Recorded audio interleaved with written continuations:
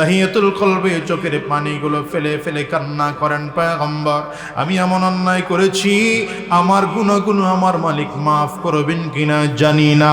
হুজুর, আমি যতগুলো মেয়ে হয়েছে আমি প্রত্যেকটা মেয়েকে জীবিত করে দাফন দিয়েছি। এমন একজন দুইজন নয় পয়গম্বর, আমি 100 মেয়ে আমার হয়েছে বিভিন্ন স্ত্রীদের ঘরে। আমি আমার সব মেয়েগুলোকে জীবিত দাফন দিয়েছি। সর্বশেষ যে মেয়েটার কথা বারবার করে মনে পড়ে আমার নবীজির সামনে তাহিয়াতুল কলবি বলেন, পয়গম্বর আমি কোনো ব্যবসায়ী সফরে ছিলাম, আমার বিবি তখন সন্তান সম্ভবা ছিল। আমার বিবি ভালো করে জানে আমার যদি মেয়ে হয় তাইলে আমি জমিনে বাঁচতে দেই না, জমিন থেকে তারে জীবিত দাফন করে ফেলি। আমার বিবি আমি সফরে থাকা অবস্থায় সন্তান প্রসব করেছে।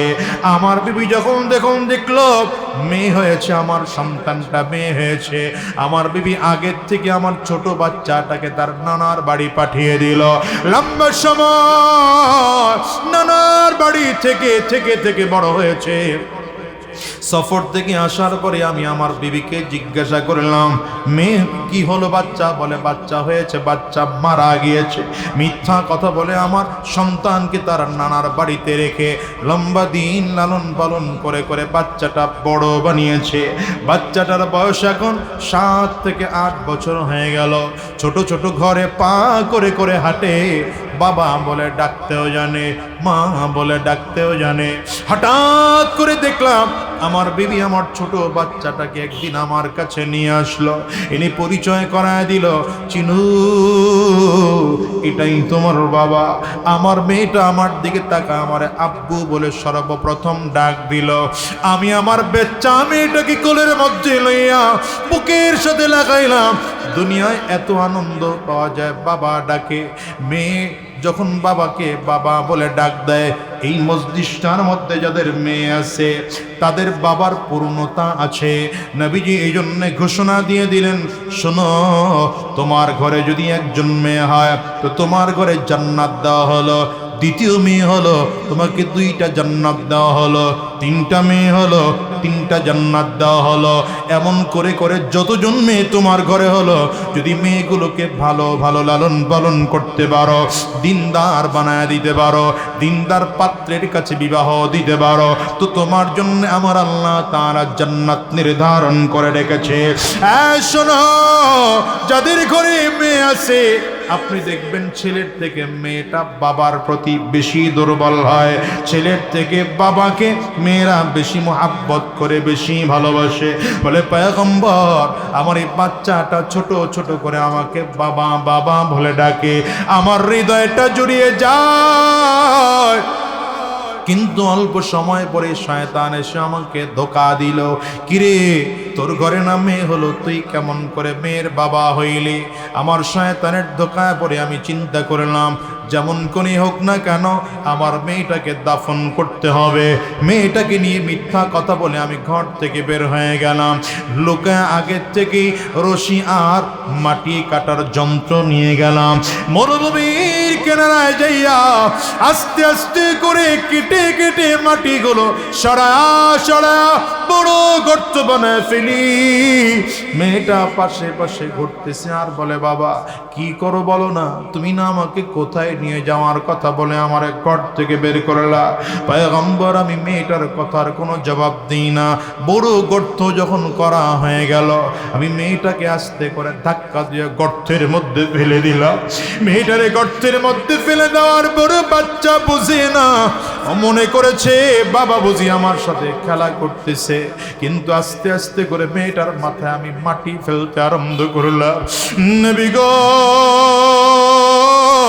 মাটি পড়ে যখন মেয়েটার কোমর পর্যন্ত মাটি হয়ে গেল, এবার মেয়েটা আর আস্তে করে পা উঠাইতে পারে না।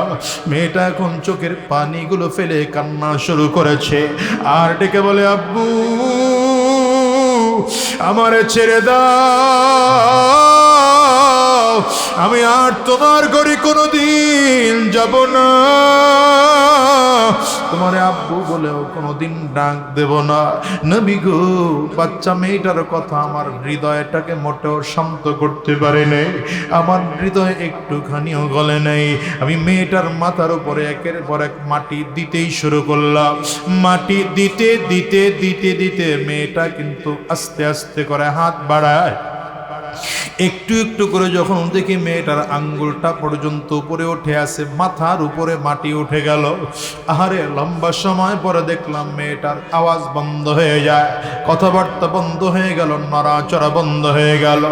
আমার ভেতরে বুঝে আসলো, আমি বুঝি একটা মেয়ের বাবার অভিশাপ থেকে বেঁচে গেলাম। নবীজির সামনে দাঁড়ায় দাঁড়ায় কান্না করেন, নবী গো, আমার এই গুনাহ কি আমার আল্লাহ তাআলা মাফ করবেন নাকি বলেন? রহমতের নবী আমার কান্না করে ডেকে বলেন, এত শক্ত দিল কোন মানুষের কি হয়? রহমাতুল লিল আলামিন এই সাহাবীদের দিকে তাকায় বলেন, সাহাবী শোনো, অন্যায় করেছো, গুনাহ করেছো, পাপ করেছো, তুমি যদি আমার মালিকের কাছে ক্ষমা চাওয়ার মতো চাইতে পারো, আমার আল্লাহ তোমার জিন্দেগির সব গুনাহগুলো মাফ করে দিবে। রহমতের নবী ঘোষণা দিলেন, মেয়ে হওয়াটা কোনো দোষের নয়। কারো যদি মেয়ে হয় তাইলে তোমার ঘরে একটা জান্নাত হলো, মেয়ে দুইটা হলো তোমার ঘরে দুইটা জান্নাতের ব্যবস্থা হলো, তিনটা মেয়ে হলো তাইলে তোমার ঘরে তিনটা জান্নাতের ব্যবস্থা হলো। দেখো তো দুনিয়ার মুসলমান, আমার নবী নিজের মেয়েকে কত বেশি মহব্বত করতেন। নবীজির 4 জন ছেলে সন্তান ছিল, 4 জন মেয়ে সন্তান ছিল। নবীজির 4 জন ছেলে সন্তান নবীজির জীবদ্দশায় জমিন থেকে বিদায় হয়ে যায়।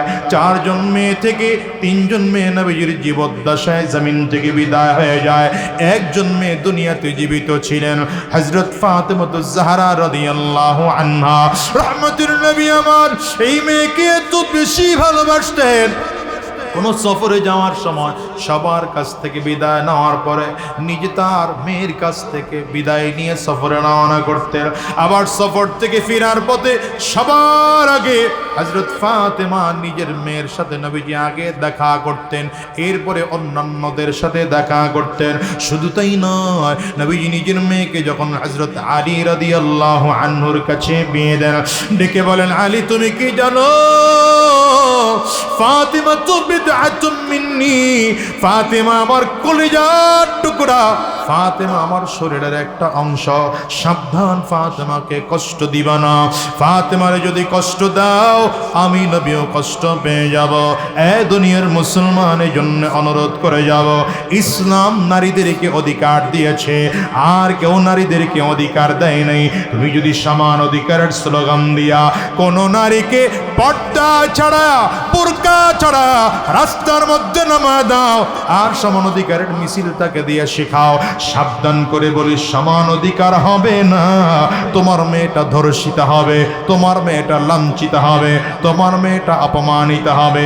এই জন্য মাদেরকে বলবো, পর্দার আড়ালের বোনদেরকে বলবো, শোনো, পর্দার মধ্যেই মা তোমার ইজ্জত, বোরকার মধ্যেই বোন তোমার ইজ্জত। তুমি যদি পারো ঘরের মধ্যে থাকবা, যদি বের হতেই হয় অন্তত বের হতে হলে শালীন পোশাক পরে, বোরকা পরে, চেহারাটা ঢেকে পর থেকে বের হইবা, কারণ তোমার সৌন্দর্য যেন পৃথিবীর কোনো পুরুষ দেখতে না পায়। হযরত ফাতেমাতুজ জাহরার কথা বলছিলাম, ইন্তেকালের আগে স্বামী আলীর হাত ধরেছেন, আর ডেকে ডেকে বলেন, স্বামী আমার, আমি জমিন থেকে বিদায় হয়ে যাব, জমিনে আর মনে হয় বাঁচব না, তবে রাতের বেলায় যদি আমি মারা যাই, আপনার কাছে আমার অনুরোধ হলো, আজকে রাতের বেলায় এলান করা ছাড়া, কাউকে বলা ছাড়া, রাতের বেলায় আপনি 2-4 জনকে নিয়ে কবর খনন করে আমাকে জমিন থেকে জানাজা দিয়ে দাফন করে দিবেন।